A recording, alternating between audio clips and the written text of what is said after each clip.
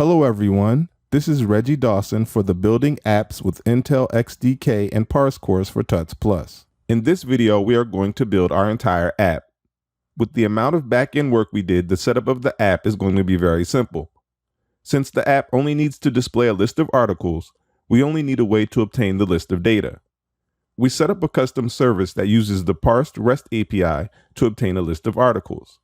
We can also grab a single article if we need to. For this app, we only need two views, a listing of articles and a view of the article. With our service method, creating our app will be the easiest part of the course. Let's set up our app. First, we are going to set the theme of our app to the dark theme.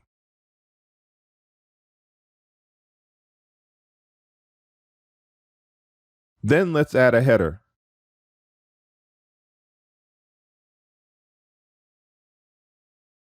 Set the title to be Magazine, such an original title.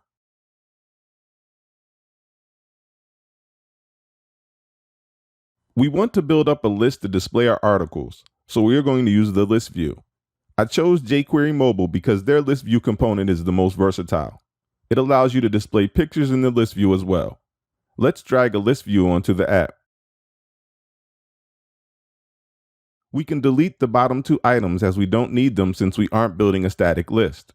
We're going to build our list with the data provided by the service method.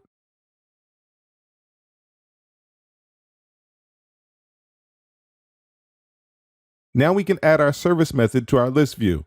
We can do this in one of two ways. We can drag and drop the service method,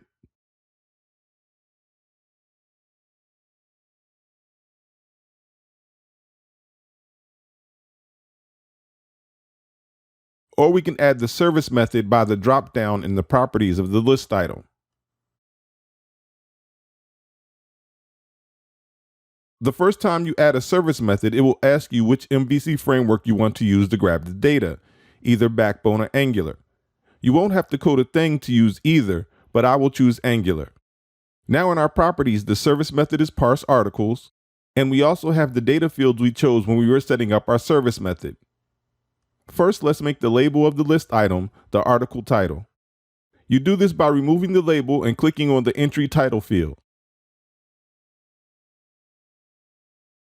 Then let's check off line 1 and add our teaser.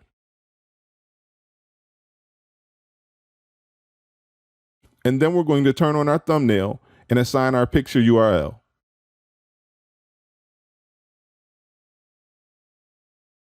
We could also set the image to be icon size, but then it will be difficult to see the image.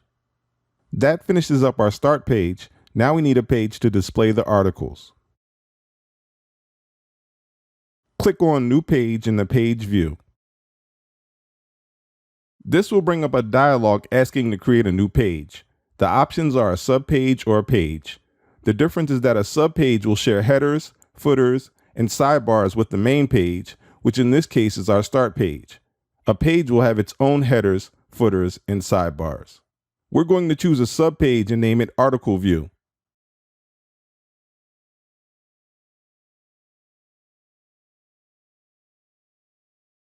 After that, let's go to our main page and click on the List View item.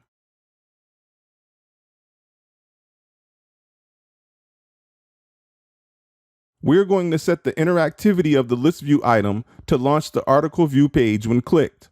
Not all components have interactivity, but those that do will let you assign actions when they are clicked.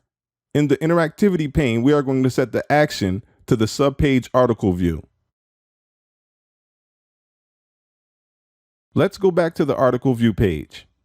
Then we are going to add a card.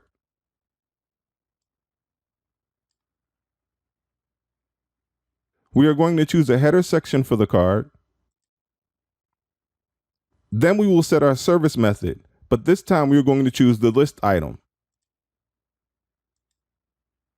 Instead of the regular service method, we are going to use the one that was created when we connected the service method to the list item. This represents a specific selection and makes sure the correct data for the selected article is returned.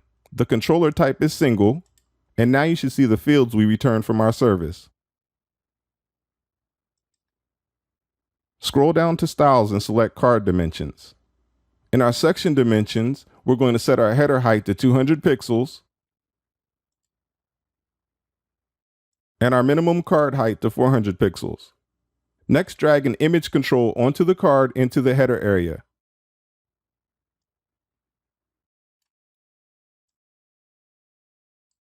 Set the image URL to the entry.pic.url.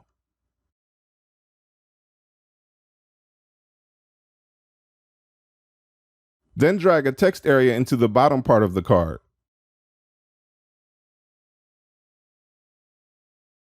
Set the text to entry.article.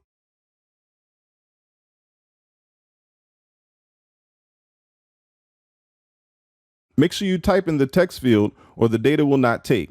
You'll know it worked if you see the entry.article inside of your app. Lastly, we're going to add a back button.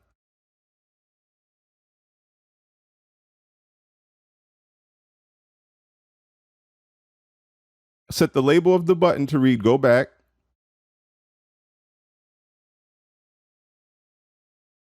And then set the interactivity to the start page.